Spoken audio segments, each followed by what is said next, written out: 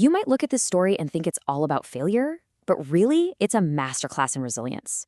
Today, we're diving into the opening of a classic to see how an old fisherman, after 84 straight days of catching absolutely nothing, gets ready for what might just be the most important day of his life.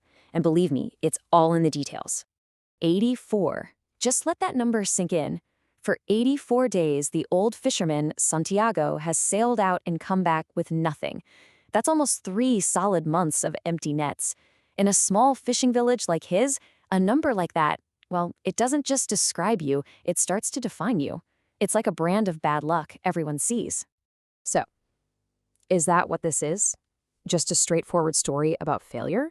I mean, it seems pretty obvious, right? But the answer is so much more interesting than that. The real story isn't about the number 84. It's about the small, deliberate things he does on the morning of day 85. To really get it, we have to look past that number and focus on the man himself. So let's peel back the layers on Santiago's character, starting right where his day begins, in that quiet darkness just before the sun comes up. He's up before the sun, when the sky is still full of stars, and you get the sense he loves this time of day. There's no feeling of dread, no hint of defeat.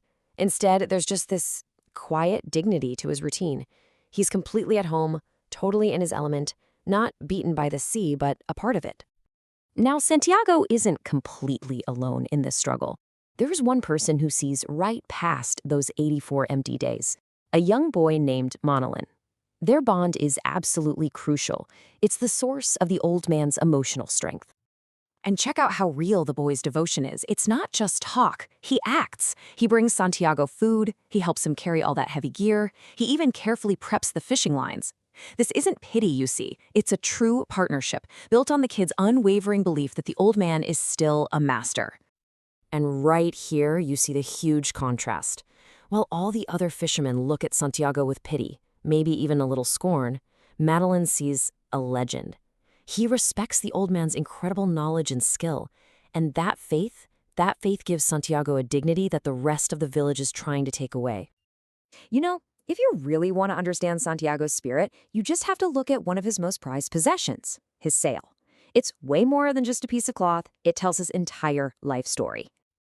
It's described as being patched up so many times that it looks like the flag of defeat.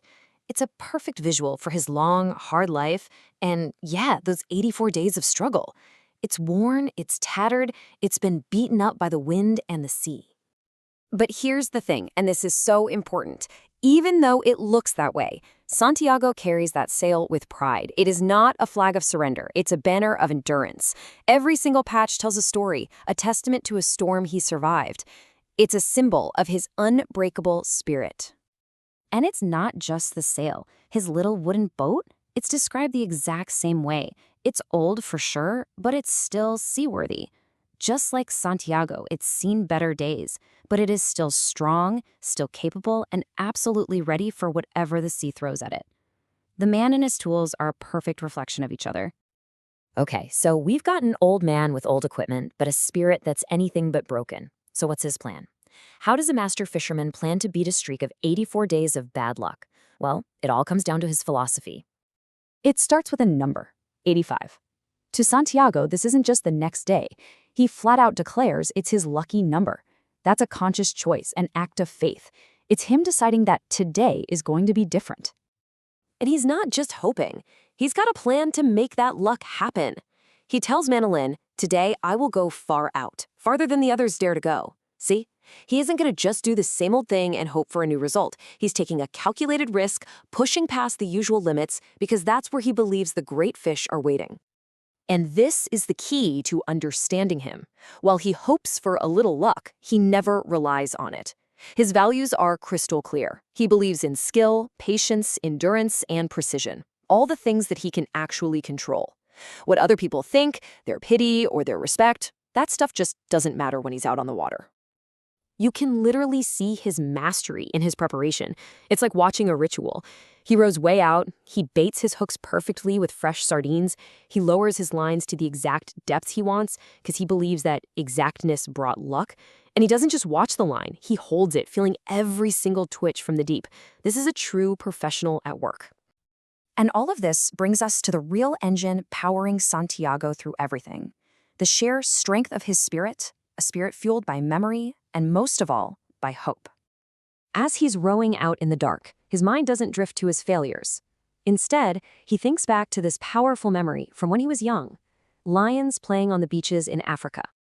For him, these lions are everything he still is on the inside: strong, proud, and completely untamed. His body might be old, but his spirit, it's as wild as ever. In the end, it all comes down to this one powerful thought he has out there on the water. He thinks about the boy's faith in him, and he decides, it is good for a man to have hope. Without it, he is nothing. And that isn't just a nice little saying. For Santiago, that is the absolute truth of how you survive. So we end up right back where we started. After 84 days of what anyone else would call failure, Santiago is rowing out with pride, with precision, and with a hope that cannot be shaken. Which leaves us with one big question. What is the true measure of strength? Is it about what you manage to catch, or is it about the unwavering will to just keep casting your line?